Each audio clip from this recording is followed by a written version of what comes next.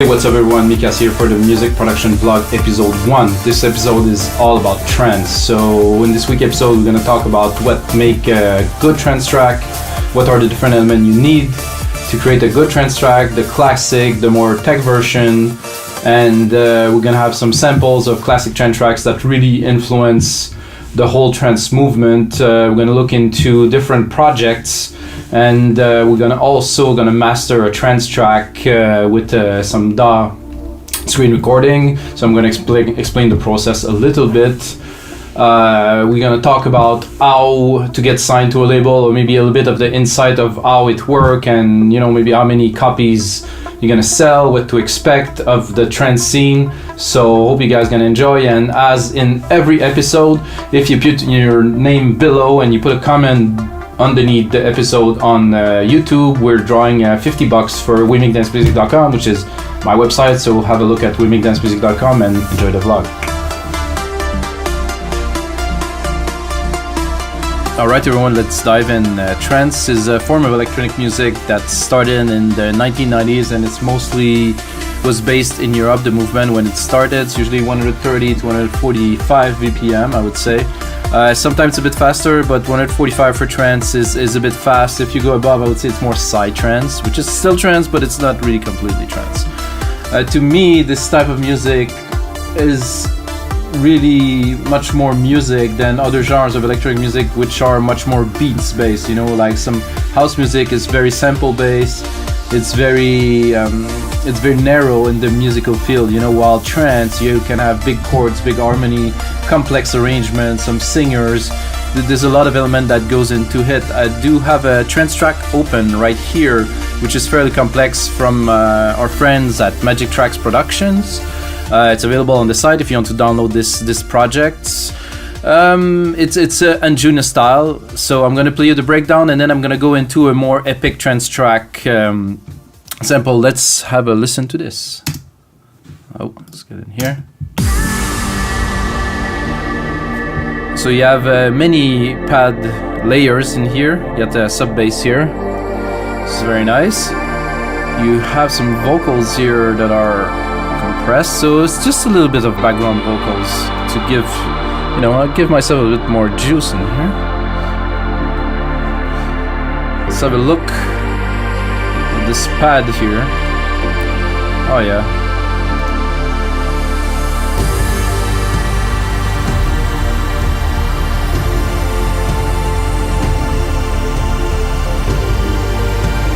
You can tell that you definitely need some musical background to be able to compose such chord, to bring such energy.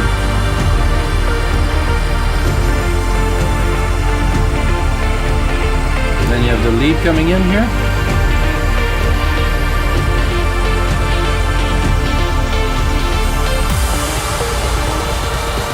And a nice kick build up, some risers.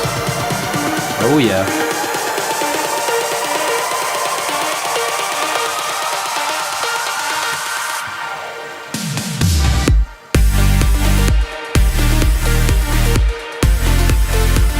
So I don't really want to stop it, but I will have to, because we have other things to put onto this show.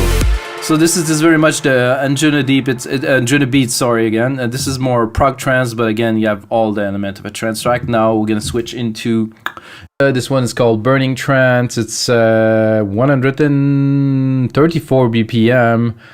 It's got all the element of a classic trance track, so I'm going to play you a little extract of it, then we're going to look into the parts.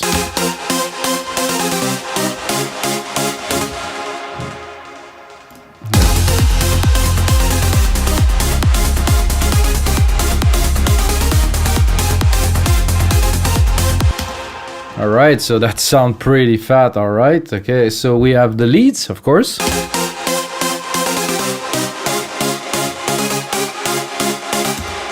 Nice one. With the bass.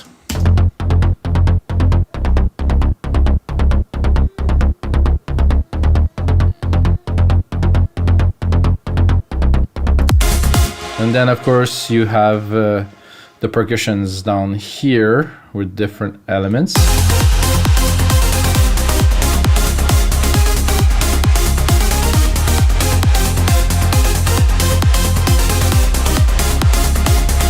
it down a little bit here. This is one of the top lead.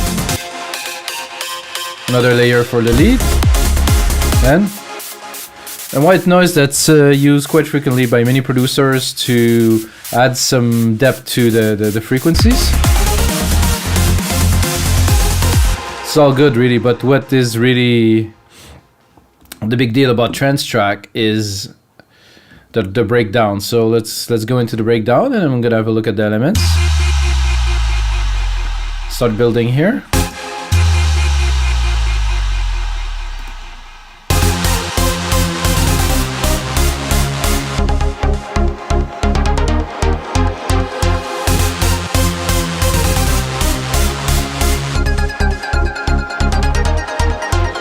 Here we have different elements coming together, and then it's gonna rise quite fast. I mean, this is like a typical high energy track that's got less of a breakdown and much more energy and much more push.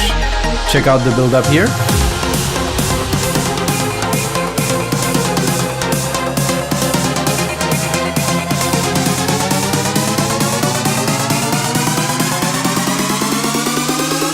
Oh yeah.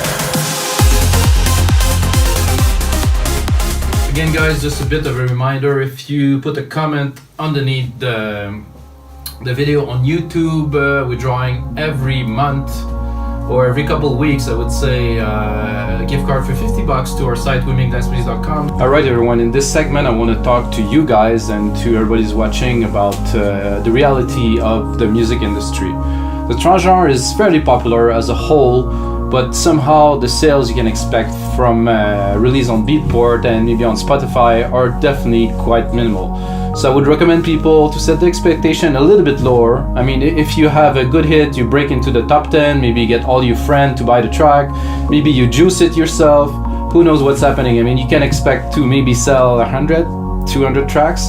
And I mean, with that, yes, you'll reach some people, yes, you'll have some recognition, but don't really expect to get famous off a trance track on Beatport. I mean, trance DJ have been going on, the top one have been going on for a long time, and you can really look at Armin van Buuren, who've done almost 900 radio show.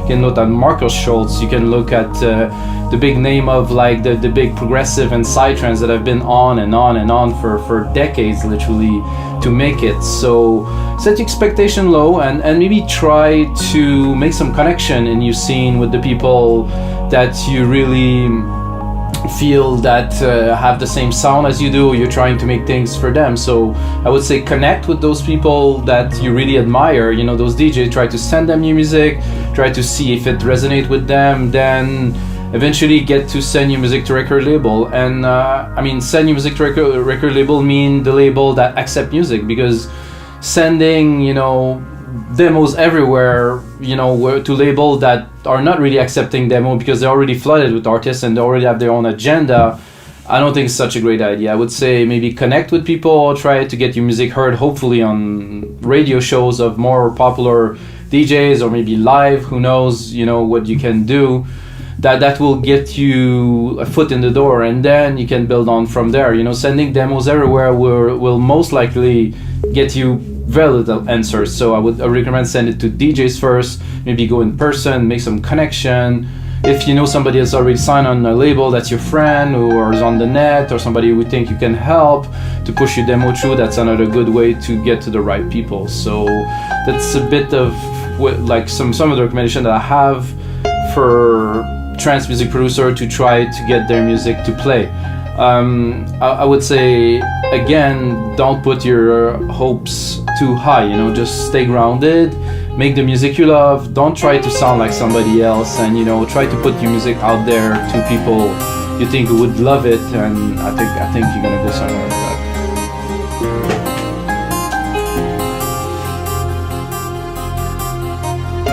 Alright, now for some influential track. A lot of people probably recognize this one. This is Robert Miles' Children, released in 1995. This is the Dream Mix. This is really the first trance track that got radio play all around the world, that become a big hit. You're gonna see the track I selected are definitely more on the commercial side, but when a track crossover from underground or, you know, underground to commercial, that means it has success, that it has a really large influence on music as a whole. So this is the first one. Let's have a bit of a listen.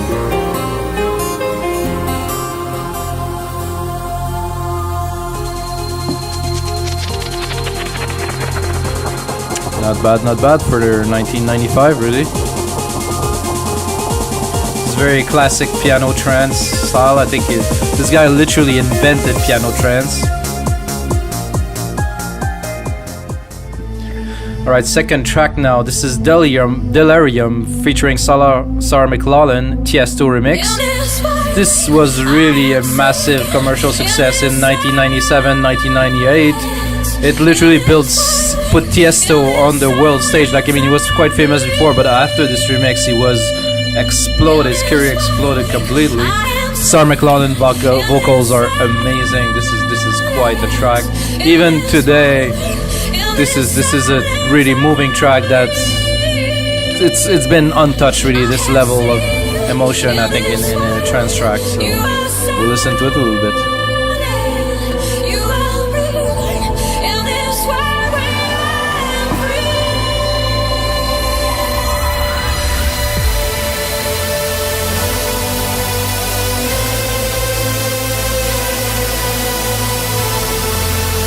Wow, those pads, eh? Nice filtering on there, bring it.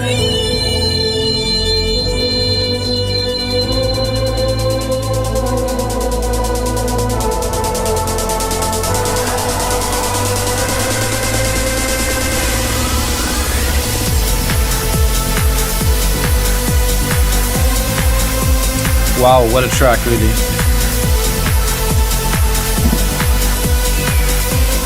Again, for 1997, 20 years later, I don't think tracks like that are still... Nobody makes tracks like that anymore. This is completely epic. Alright. Moving on to As the Rush Comes. A lot of people say this is the Tiesto remix, but this isn't, okay? This is the Gabriel and Dresden Sweeping String remix. Actually, that's actually been played by Tiesto, maybe edited a little bit into one of his compilations. So this isn't the Tiesto remix, let's make this clear. This is Gabriel and Dresden. This is As the Rush Comes, 2003. Amazing track again. Jess singing on that. If you don't know Jess, the singer, amazing singer, the voice, the depth, everything on there, the keys, wow.